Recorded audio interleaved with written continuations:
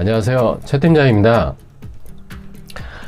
오늘 그 영상은 그 채권 추심을 진행을 할 경우에 이제 그 판결문이나 공정증서, 여기서는 이제 그 금전 소비대차 계약에 관한 이제 공정증서를 얘기를 하는 겁니다. 그 공정증서가 있을 경우에 이제 통상적으로 그 강제 집행을 했을 경우를 이제 예를 들어서 말씀을 좀 드리겠습니다. 이제 강제 집행하는 방법 중에 뭐 종류가 이제 여러 가지가 있는데, 오늘 말씀드리는 내용은 통장, 그 거래하는 채무자의 거래 은행에 통장을 이제 압류를 했을 경우에 좀 유의해야 될 사항, 또는 이제 그 통장을 압류를 했을 경우에 이제 결과를 가지고 추심을 진행을 했을 경우에 좀 유의해야 될 사항, 그 결과론적인 방법에 대해서 좀 말씀을 좀 드리도록 하겠습니다. 자, 보통 이제 채무자는 이제 그 채무자가 이제 개인이냐 또는 이제 법인, 뭐 주식회사라든가 또는 뭐 유한회사라든가 이런 이제 법인의 형태, 이렇게 이제 두 가지로 나눠볼 수가 있겠습니다. 그래서 뭐 개인일 경우에 하고 법인일 경우에 조금 그 내용이 좀 다릅니다. 통장을 압류를 했을 경우에, 개인 통장을 압류를 하는 경우하고 법인 통장을 압류를 했을 경우에 예를 들어서 물론 이제 이럴 경우에는 그 판결문이나 공정증서가 있어야 이제 강제 집행이 되는 거겠죠. 그래서 이제 판결문이나 공정증서에 이제 집행문을 발급을 받아서 발부를 해서 강제 집행을 이제 진행을 했을 경우에 뭐 은행을 이제 압류를 하는 것이 되겠습있습니다. 자, 그래서 통장에 이제 그 금전이 들어있는 경우가 이제 해당이 되겠죠. 금전이 얼마가 이제 있느냐에 따라서 이제 추심이 될 수가 있고, 뭐 또 안 될 수가 있고, 그런 이제 결과치가 나오게 됩니다.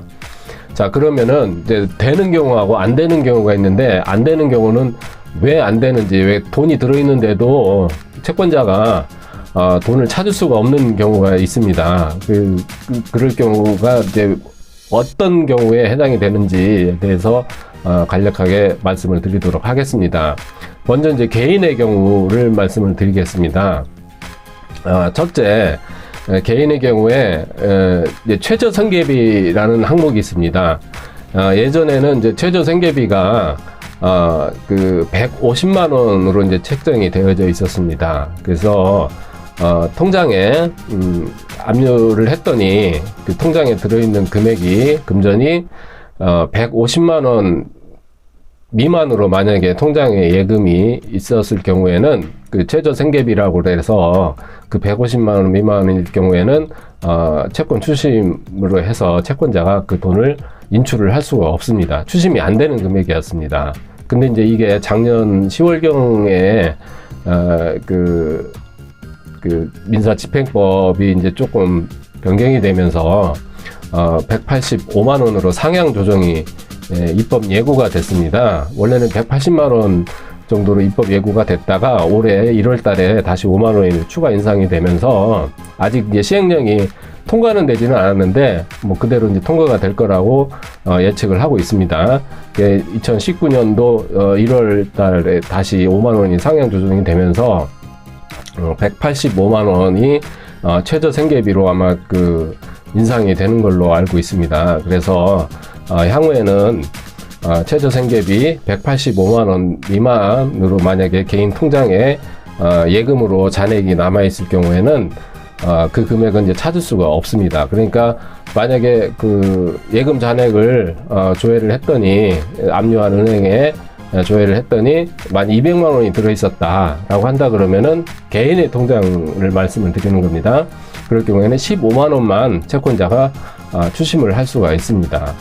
추심을 할 수가 있고, 그리고 이제 그 이외에 뭐 법인은 이제 상관이 없습니다. 법인의 경우에는 최저생계비라든가 이런 제한사항이 없기 때문에 뭐 100만 원이든 10만 원이든 드리는 금액 전체 그 금액을 추심을 할 수가 있고, 공통적으로 이제 다 추심을 진행을 할 수가 있습니다. 자, 그렇고 그 개인의 경우에는 이제 그런 특수한 경우가 하나가 있겠고요. 이제 공통적으로 뭐 개인이나 또는 뭐 법인이나 마찬가지로 공통으로 이제 그 제한사항이 있는 게 있습니다. 조회를 했더니 그 통장에 돈은 들어 있어요. 예를 들어서 1,000만 원이라는 돈이 들어 있는데, 그 1,000만 원이라는 그 통장에 돈이 들어 있는데 그 돈에 질권이란 그 담보가 설정이 되어 있는 경우가 있습니다. 예를 들어서, 또는 그 은행에 채무자가 대출을 써가지고 대출이 발생이 돼 있어서 은행에 앞선 그 채권이 설정이 되어 있는 경우가 있습니다. 대출금에 대해서 쉽게 말씀드리면 담보 설정이 되어 있는 경우가 있어요. 자기들이 우선권이 있는 채권이 설정이 되어 있는 경우가 있습니다. 우선권이 있는 거죠. 쉽게 말씀드리면 우리 채권자가 압류를 한 채권보다도 우선권이 인정이 되는 은행이 그 자기들이 잡고 있는 담보권이 있는 경우가 있습니다. 이럴 경우에는 추심이 안 됩니다.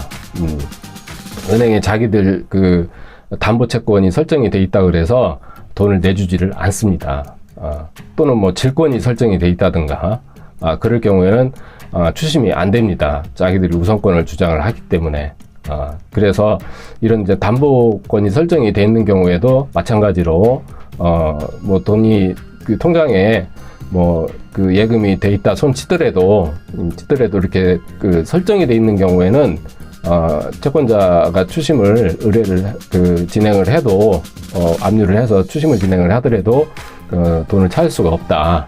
이런 이제 제한 사항이 있습니다. 뭐 이런 거를 좀 제외하고서는 당연히 이제 그 통장에 돈이 만약에 들어있다라고 가정을 한다 그러면은 그 서류를 갖춰서 그 추심을 진행을 하면은 은행에서 보통 통상적으로는 3영업일 안에 채권자의 통장으로 송금을 해주게끔 되어져 있습니다. 그렇게 하면 이제 뭐 돈을 이제 받을 수가 있는 거죠. 이제 압류를 진행을 할 때에도 보통 이제 은행을 이제 그 채권자가 채무자의 은행을 파악을 해서 그 은행을 이제 파악을 하는 거는 신용정보사를 통상적으로 이용을 해서 그 채무자의 이제 그 거래 은행을 조사를 해야 되겠죠. 그냥 무작위로 이렇게 하는 거는 무리수가 있는 거고요. 신용정보회사에 이제 신용조사를 정식으로 의뢰를 해서 채무자의 신용 상태라든가 또는 이제 거래 은행이라든가 뭐 신용카드 사용 여부라든가 이런 거를 정확하게 그 조사를 해서 그 거래하는 은행을 알아본 다음 연후에 채권 금액을 이렇게 안분배당을 해서 나누어서 이렇게 압류를 하시고 나서 채권 추심을 진행을 하시는 게 옳은 방법이 되겠습니다. 그냥 무작위로 뭐 시중은행을 찍어서 하는 거는 굉장히 너무 무모한 방법이고요. 그럴 경우에는 뭐 비용 대비해서 효율성도 떨어지고 또 거래하지 않는 은행을 압류를 해봐야 뭐 비용만 또 이렇게 낭비하는 그런 아주 비효율적인 그 압류 추심이 되기 때문에 그런 거는 지양을 하시는 게 낫습니다. 그래서 오늘은 그 판결문이나 공정증서가 있을 경우에 은행에 채무자의 그 거래 은행을 압류 추심을 할 경우에 좀 주의해야 될 사항, 그리고 또 압류를 했을 경우에 추심을 할 경우에 결과가 이제 어떻게 나오느냐에 따라서 알아보는 내용에 대해서 알아보는 시간을 가졌습니다. 이상 최 팀장이었습니다. 감사합니다.